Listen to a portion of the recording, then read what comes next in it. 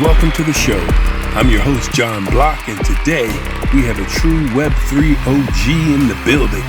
We've got the one and only Vandal, MC, hip-hop artist, communitarian, and founder of DAO Records.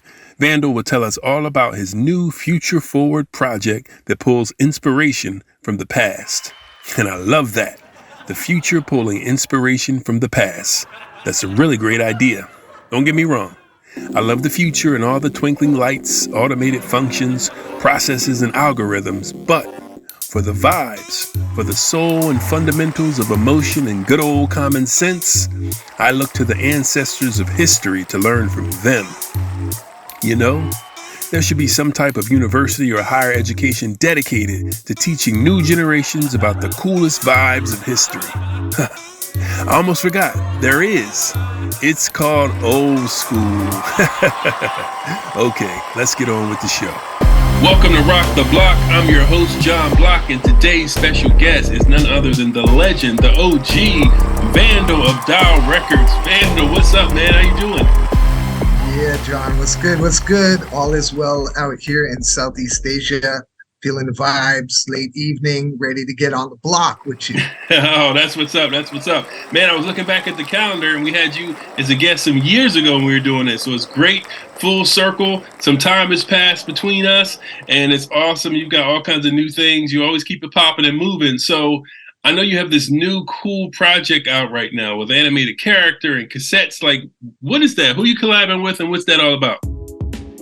Yeah, so I met up with these guys based out of Japan called Senspace. We had worked actually together on a drop in crypto voxels that I facilitated for them quite a while ago with the Japanese rapper Daichi Yamamoto and Mick Jenkins from Chicago, I believe Mick is from. And they were releasing this project, so I met up with them, and then we just started to chat and talk, and the homie Ren was like, he was asking me about NFTs and what's going on, because he wanted to get into Web3 space and like do some moves. So we were chatting for quite a while, and then I ended up making my way out to Japan, and I was there for about 3 months. Just kind of like getting the vibe and seeing if that was a place where, I was thinking about relocating, post COVID, end of COVID and stuff, and so he launched a project called Senspace, which is like this character driven universe. And I won't go into too much depth about Senspace, but what I do want to tell you is that there's a collection of characters which are artists, and these artists release music under sort of the brand of the character that fits into the overall Senspace universe.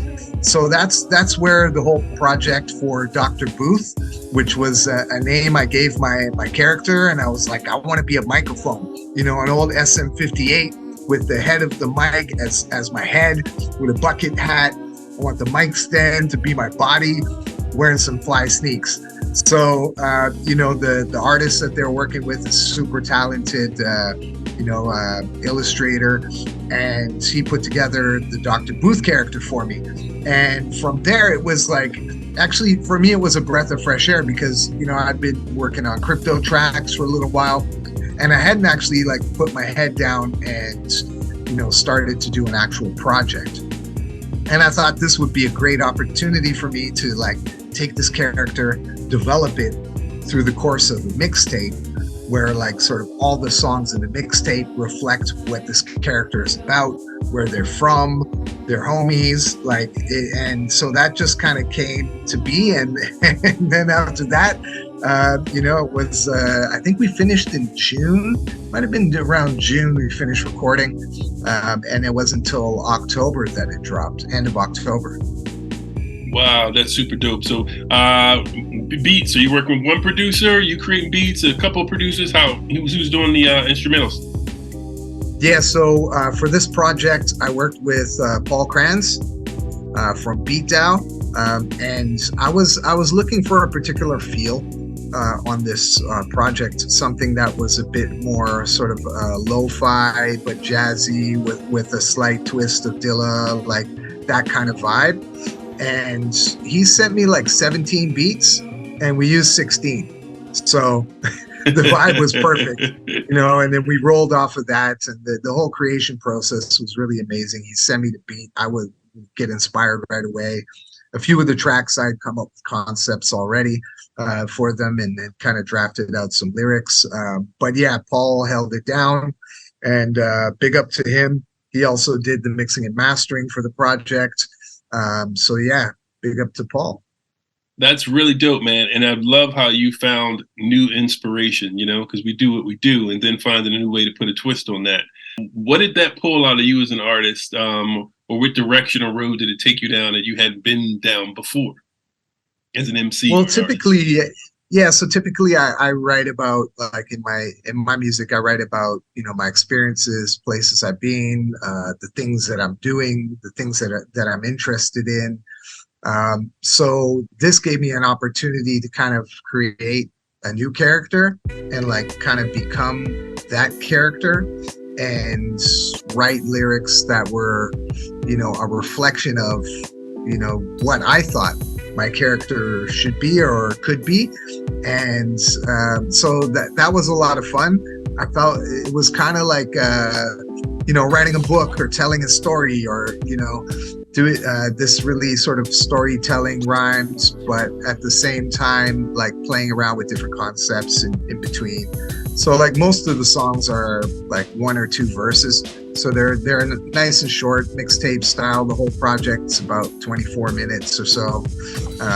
And yeah, the inspiration was really about like, it was a fresh slate in a way, right? And I didn't have to be me. So I could start and create something that was uniquely, manifested out of this character that I had manifested in a lot of ways. Super fresh.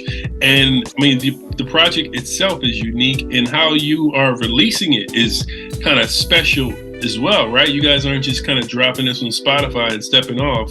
What is the final product? Yeah, so it's a digital collectible. So what SendSpace has done is they've created this boombox. It's this animated boombox, the SB01, the SendSpace boombox 01, and that acts as the player for the different projects. So the first thing that we did with them, what I did with them as Dr. Booth was this track called New Funk Technology, where I collaborated with Kepi Lawiwi and Lil Lays, and we had we were talking about NFTs, but like New Funk Technology has been like this, crazy animated video of us kind of moving through the SendSpace universe into the vortex of a universe, being hypnotized by the boombox that's there, and that kind of set the vibe to sort of how the music on SendSpace is being released. So you get a boombox, and when you have a boombox, you buy tapes. These are digital tapes, designed like a tape would be designed digitally, and you collect them and you have them on your tape rack, and you can pop them in a boombox, and they'll play for you all within their website. So the idea was like, how can we kind of create a fun way to experience digital music while still having that ownership aspect of NFTs, and then making it easy for people. They've been building a Polygon. There's a fiat gateway, so people can buy the stuff with their credit cards. Very, very easy to access. So it was released in digital collectible format. But what we did something special for the launch party. We had a little barbecue in Tokyo, and we invited all the holders of the SB01 who were based in Tokyo to come through, and we gave them all a cassette, an actual physical cassette of the mixtape that was all done in-house, like tapes purchased. The SendSpace crew bought a boombox, and they dubbed all the tapes on the boombox, old school style, printed out the J cards, slapped that in. Everything was done in-house, and it was kind of like a gift for the holders as a thank you and exclusive for them. So it's not just, buy a digital asset and then there you go. We gifted 2 of the singles, Kentucky Flats and One More Dance, to holders also. So they got like the digital singles of those 2 tapes. And then Tales from the Booth is what it's called. It was inspired by the adventures of Slick Rick. The cover art of the album is like Dr. Booth crouching there in the cityscape with the spotlight coming down, very, very Adventures of Slick Rick vibe. So yeah, it was a lot of fun. We're really trying to kind of bridge the physical and digital, and also look at ways that we can, bring utility to the digital assets. Man, that's super dope, super fresh. So, man, I'm excited just hearing about this project. So, like, immediately, what's the best way for somebody to just kind of tap in and get access to this project or find out about it? Yeah, so like you said, none of the music's on streaming, Spotify or anything, so you're not going to find it on streaming. It's scarcity in full effect with that. Just go to Senspace Studio and senspace.studio, and then you can go to shop. You can find Tales from the Booth there. Also, more than likely, you'll need to pick up a boombox first in order to play the tapes. But remember, being a boombox holder, it has its perks along the way. There's some stuff coming out. I can't really say much about it, but at the end of my trip on my last day before I flew out, I hit the studio, recorded a couple of tracks, so together, a little collaboration thing. So you can expect, more Dr. Booth on the way. But the main thing is senspace.studio. Shop and easy to pick up, but there is a limited edition, so the number's not listed because we don't want to let people know actually how many are left. Mm-hmm. Yeah, that's super dope, man. So it's really great to hear that you're staying inspired. You're finding collaborators to be active with, because a lot has changed in the Web3 community. It seems like the energy's changed. A lot of things have shifted. How are you feeling about it overall? I mean, it's kind of redundant to ask you this question. I see you're very excited about your project in particular, but what's your overall view for the whole Web3 community from where it was, say, when we interviewed you some years ago to now? What are your thoughts? Wow. I don't know. Like, there's been a lot going on, like on the periphery of Web3 that's kind of kept me occupied, especially like what's been happening in the AI space in particular. I felt also, being in the bear market after things kind of cooled off and, all the hype, went down, and not to mention, price goes down. But aside from, those things that we need to navigate as people who are within this Web3 space, I realized that there was a lot of the noise disappeared. I think NFTs, there was a lot that went down in the NFT space in particular in Web3 that I think was bad for NFTs. And I think it harmed a lot of the good work that the crypto artists were doing, that the musicians were doing, the people who believed in the technology and its ability to benefit artists as opposed to its ability to make someone's pockets fatter. Right. So like all the PFP stuff that happened, I think really like put people off of NFTs in a lot of ways. And, it was sad to see, platforms kind of shutting down and stuff, like async art, for example. Like I thought what they were doing was way ahead of the time, especially with their blueprints, was super awesome. And I was sad to hear about async closing down. Emanate was another one that just recently shut down. So like a lot of cool projects that couldn't really pull it pull it out to maintain and to be able to get through the end of this bear market, which it looks like we're getting to now.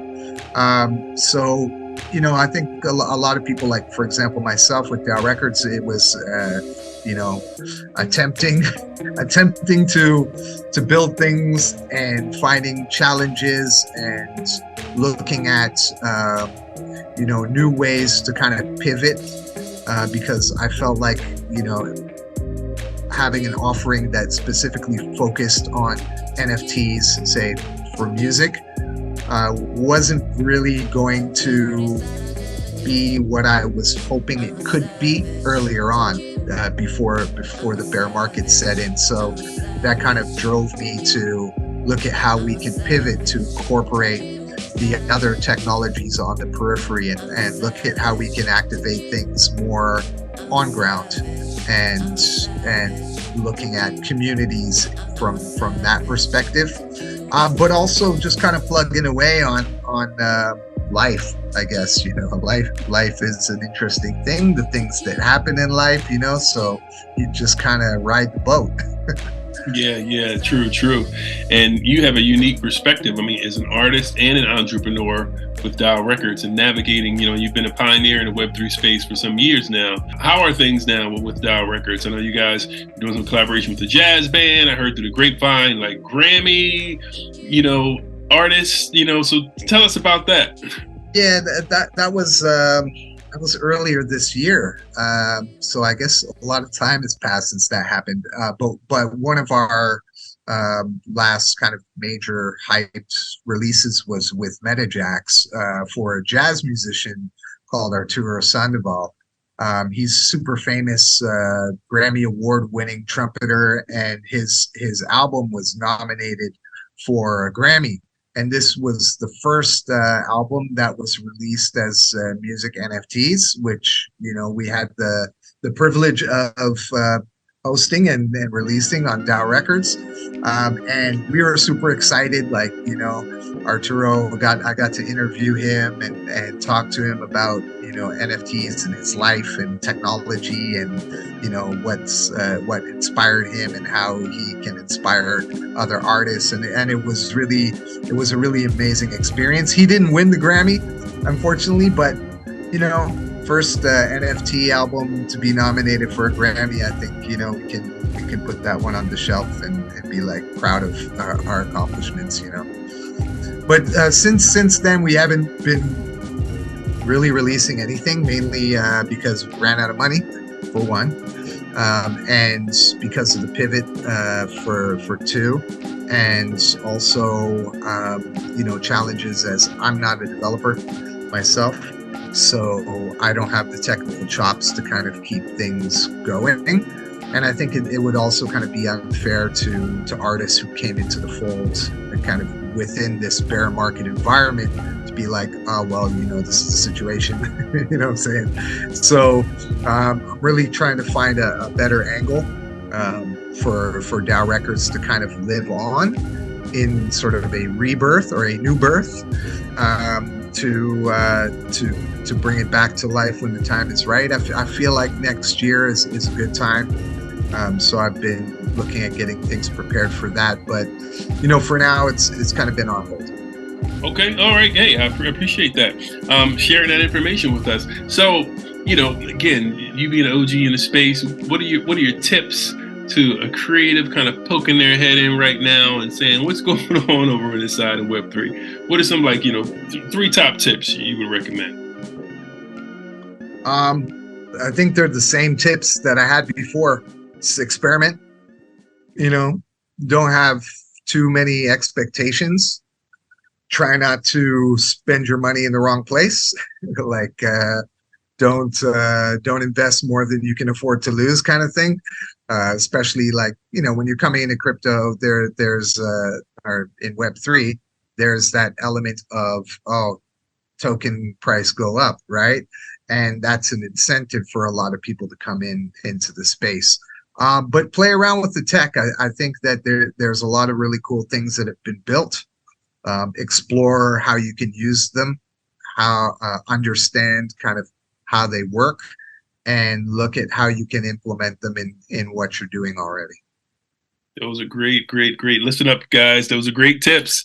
Listen up for sure. All right, Vandal. So what's the current way everybody can kind of tap in and just kind of see what you're doing as a whole? I know you dropped the URL for your project, but people are into you, what you're doing. What's the best way to follow you and catch up with you? You got to come over to my house. No. I've been on the down low for the last little while. I got a few personal things popping off, and I've just kind of been navigating a lot of that, and just been kind of in the lab, in the upstairs lab, and on the pad, not with the lyrics or new tracks, but more like kind of getting ideas flowing for a new chapter, which is about to start in my life very soon. So that's kind of what I've been doing. But of course, at Van Digital everywhere. That's where you can find me. All right, that's what's up. Hey, man, I appreciate you taking the time. It's always good to have caught up with you. I look forward to hearing your project, copying one of those boom boxes and everything. Thanks, Vandal. All right, brother. Thanks,